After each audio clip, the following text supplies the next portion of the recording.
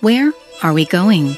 Welcome to this exclusive podcast produced by Spirit Watch Ministries that will show where life in our darkening times is now turning and how you can avoid the detours of deception through the hope of biblical truth. The Lord Jesus in Matthew 24 warned us over 2 millennia ago and how urgently we need to heed him now. Our host is Pastor Rafael Martinez, a seasoned Northwest Indiana-based minister, intercessor, and counter-cult apologist who will help you discern the journey of change we're all on as the last day of the last days now winds down. For more information, check out our Facebook page and our website at spiritwatch.org. Now, here's Pastor Rafael. Hello. Thanks once more for stopping by and for downloading our program podcast titled, Where Are We Going? I'm Rafael Martinez, a minister in the Church of God Cleveland movement, and I'm really so glad you took the time to listen in today. This podcast is one of the services of Spirit Watch Ministries, an outreach of discernment in our deceptive world that has been ongoing since 1993. You can learn more about us at our website, spiritwatch.org, and keep up to date using our Facebook and YouTube links there on the page as well. And while you're at it, invite all your friends, your enemies, neighbors, even third cousins, and everyone all points in between to also listen in. We're always seeking to build our audience, and we'd appreciate your help. Now, our podcast is devoted to providing biblical perspectives on the ongoing plunge of the world into the darkness of spiritual deception as foretold by Bible prophecy and the history of fallen humanity itself. For the last 3 weeks, we've talked about the old-time deception of cultism in society and how it's been part of the human condition since our removal from Eden thanks to our first parents, Adam and Eve. Last week, we began to explore the powerful forms of compulsion driven by a supremely cunning persuasion which cults successfully employ when recruiting new members.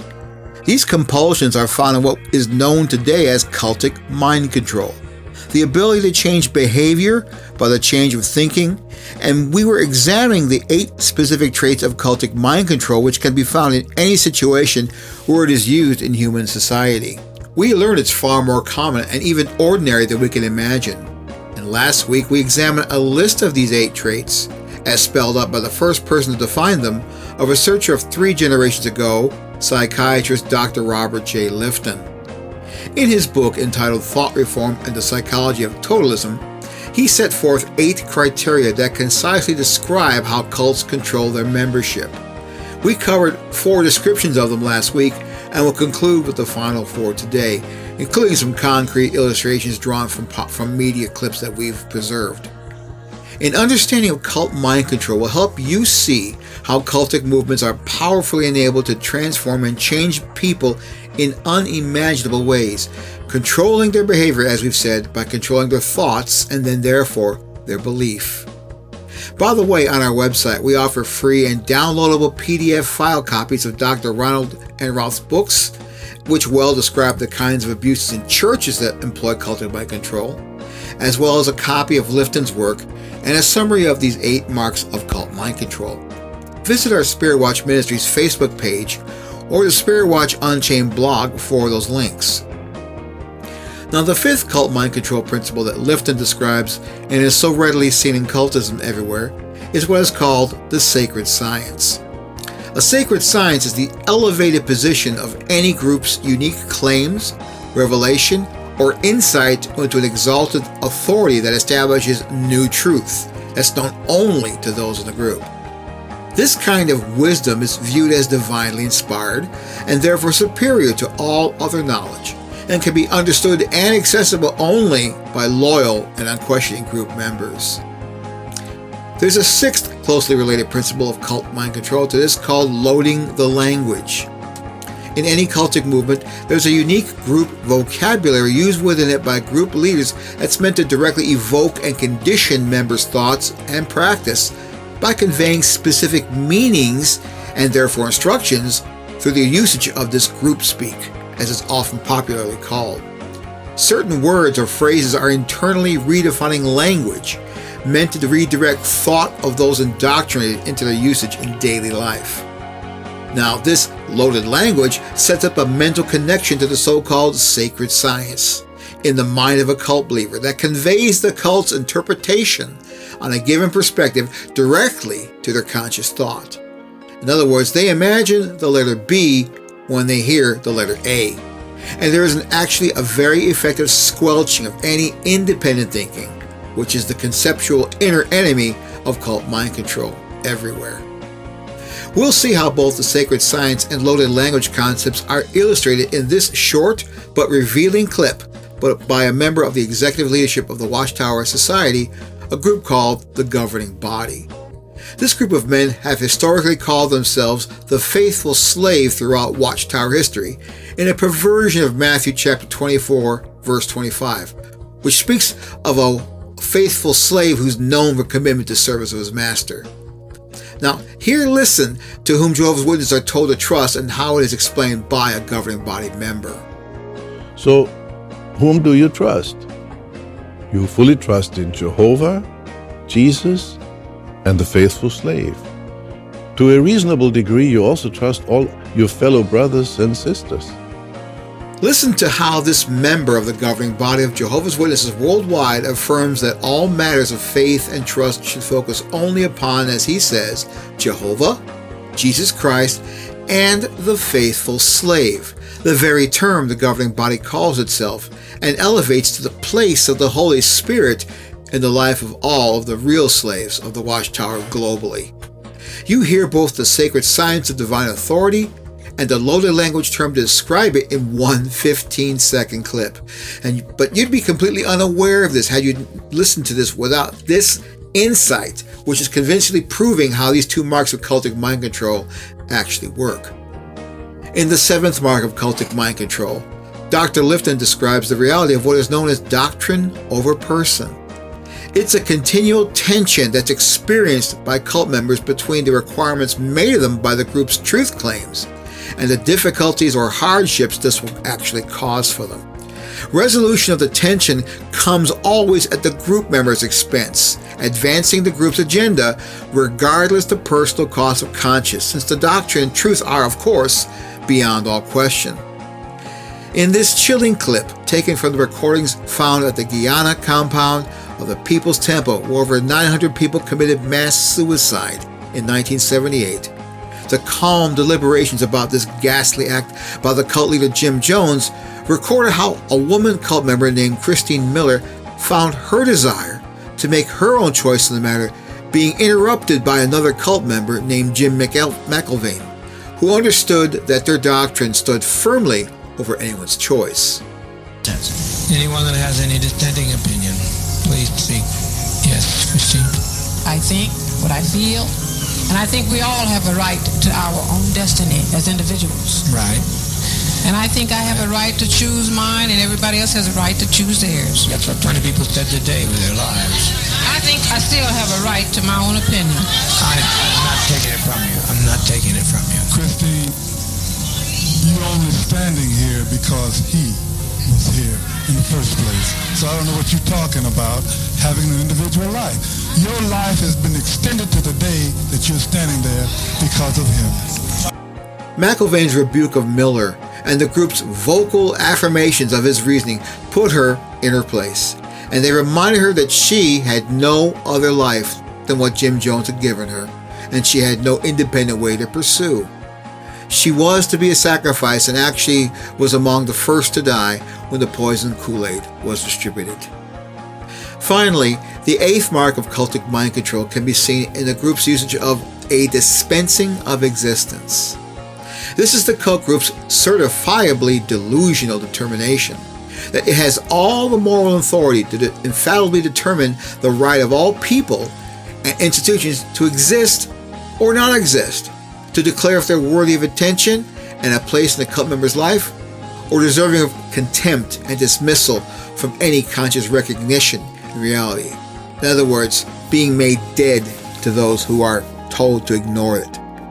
The dispensing of existence is the mass moral judgment that's pronounced by a cult upon those elements of society around them which they believe are incompatible distractions to their members, as well as unauthorized fabrications meant to disturb the controlled mindsets of the hearts and minds of their faithful. It is an effective way to totally isolate members from the world they live in and reinforce the cult's hold on them through a complete redefinition of what is actually, quote, real, unquote, around them. While this dispensing typically is found in the well-known rejection of family, friends, and personal past by cult members who join a cultic movement as a sign of loyalty to their leader, it's by no means the only application of this cult mind control mark. Far be it from that. As a final grotesque illustration, we'll listen to a Unification Church public relations film that was created in the early 2000s that was able to make Sun Myung Moon's hatred of the cross of Christ a massive exercise of interfaith recruitment to his cult by persuading Christian ministers to remove crosses from the churches. This is, in his words, to stop remembering what he believed was a symbol of Jesus' failure in his earthly ministry. In essence, he was able to impose one of the most blasphemous dispensing of his existences we've ever seen a cult be able to successfully pull off. The blessing movement has reached churches, mosques, and temples throughout the nation, engrafting clergy into one body, saving marriages, confronting the problem of infidelity and divorce, and healing ancient divisions amongst the world's faiths. In an historic speech in May 2002, Reverend Moon shared the painful heart of Jesus over his tragic rejection and persecution, and challenged Christian leaders to take the crosses down from their churches and unite the children of Abraham. A revolutionary movement will take place. All the cross on top of the churches should be torn down, taken down. Jesus came as the true parent to humankind. The people at that time didn't believe in him and put him on the cross. We had arrived at the cross rather than going to the resurrection. We spent more time at the suffering than we did at the joy of his resurrection. And also, the emblem itself had a negative response as far as our Jewish brethren is concerned. There has been a wall between our older brother, Israel, and the younger brother, Christianity, for 2,000 years. The wall was supported by a cross, and the wall had to come down. On Good Friday and throughout Easter weekend this year, 123 churches held ceremonies to take down the cross. Similar events are occurring each week as Christians heed the call to trade the cross for a crown. Folks, when you have a Korean cult leader able to convince apostate American Christian ministers to remove crosses from the churches in an abominable dispensing of their existence in their faith, then I think it's time to start really taking seriously what Jesus has been saying about the deceptive power of those around us, and noting that a lot of people are indeed being deceived by the control of their very minds. Now, these 8 marks of cultic mind control are usually combined and applied as needed in any cultic setting, and seeing just one of them in action is enough to raise a legitimate red flag. It's what gives cultic movements the deceptive power they have, and what raises their persuasive draw up to a next level snare for the unwary everywhere. It's what leads to division in families, the disruption of relationships, the dissolution of churches, and the inexplicable changes of behavior that shatter so many lives, leading them to make new decisions and commitments that defy description and blaspheme the Christian faith. Cultic mind control, in short, is more than just a thing, but it's a powerful form of manipulative social engineering that is destroying our world, one mind at a time, and we felt you need to be aware of that. We have a list of these you can download, as well as the Lifton and Enroth books, free on our website. Go to also to our blog, spiritwatchunchained.blogspot.com, or visit our Facebook page for the links. This information is possibly one of the most important downloads you'll ever do. Understanding how deception these days uses mind control to change lives for the worse is a critical spiritual survival skill to apply to your understanding of the world and the currents swirling around you. It goes way beyond just plain sectarian cultism. It also involves so many institutions in society, and its influence cannot be underestimated. Learning to be discerning doesn't come naturally, friends. We encourage you to seek such wisdom in the strongest terms possible. On our next podcast, one of our ministry associates, Mike Spencer, will be providing his perspective on cultic mind control from an older teaching Spirit Watch Ministries produced some years ago. Please surf on back in to catch that this Saturday when it premieres. Thanks for listening today as we explore just where are we going. Our prayer is that you have been encouraged and strengthened, and if necessary, challenged in your daily journey through life. Jesus is coming. You can fall with the night, or you can rise with the sun. The choice is yours. You can email us with questions and comments at feedback@spiritwatch.org. And if you need urgent personal spiritual help, email us at help@spiritwatch.org. We look forward to hearing from you. Please follow our podcasting at our Facebook page and our website at spiritwatch.org. This podcast is a production of Spirit Watch Ministries, taking heed that no man deceives you.